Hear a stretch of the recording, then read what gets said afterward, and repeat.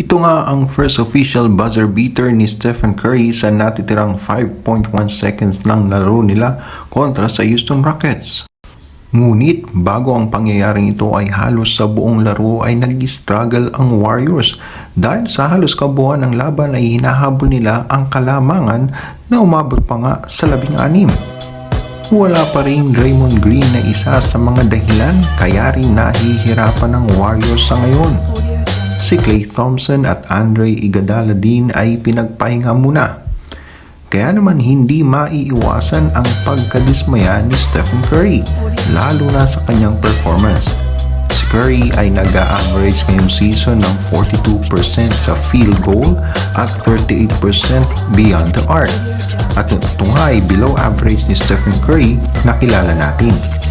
At sa laban nila kontra Rockets nitong huli ay patuloy pa rin ang pag-struggle niya.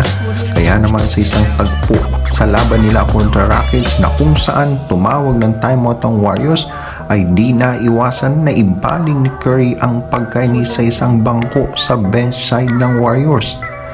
Ang Rockets ay nasa pinakaibaba ng listahan sa West at ang Warriors naman ang pangalawa sa may pinakamagandang record sunod sa Phoenix Suns. Kaya naman hindi maiwasan ni Curry ang madismaya sa kanilang performance. Pero isa sa mga bagay na maganda sa Warriors ay yung nagagawa nilang makahabol sa kabila ng malaking kalamangan.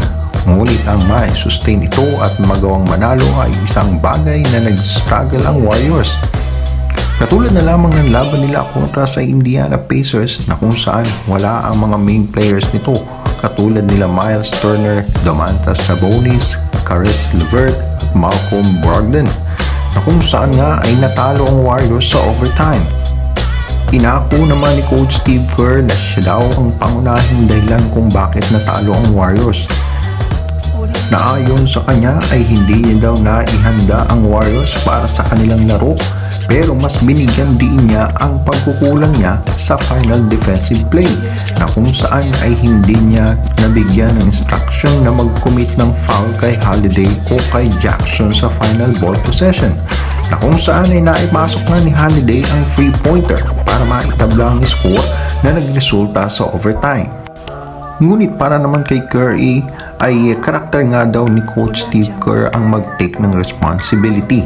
Pero inamin niya na siya rin ay may pagkukulang nang hindi niya nga nabantayan ng maayos si Holiday kung saan ay nagkaroon ito ng pagkakataon na magkaroon ng open shot sa 3-point lane.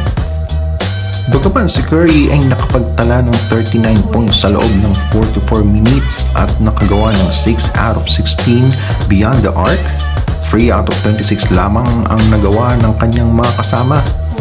Ayon pa kay Curry, hindi nga daw sila nakakapag-execute ng maayos sa bawat playmaking.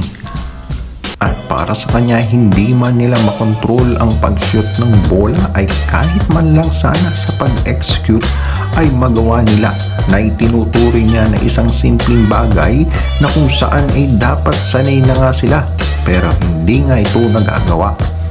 At dahil nga dyan, silang mga manlalaro ang pangunahing responsable sa bawat laro. Sa mga pagkakataon na ganito ang nilalaro ng Warriors ay lalong nararamdaman ang halaga ni Draymond Green. Si Green bagaman hindi kilala na gumagawa ng malalaking puntos sa bawat laro, malaki ang impact niya sa Warriors pagdating sa depensa at pag-execute ng mga play. Ang Warriors nga ay may 4 na talo lamang ngayong season na may Draymond Green at 6 na talo sa 9 na laro na wala siya. Sa ngayon ay nagpapagaling si Green sa natamo niyang calf injury at mawawala nga ng at least 2 weeks. Matapos ang laban nila sa Rockets, haharap ang Warriors sa mas mabibigat na koponan gaya ng Utah Jazz, Dallas Mavericks at Brooklyn Nets. Sa mga katropa natin dyan na bago pa lang sa ating munting channel, huwag po natin kalimutang mag-subscribe at i-hit ang notification bell para sa mga balitang basketball. Maraming salamat po.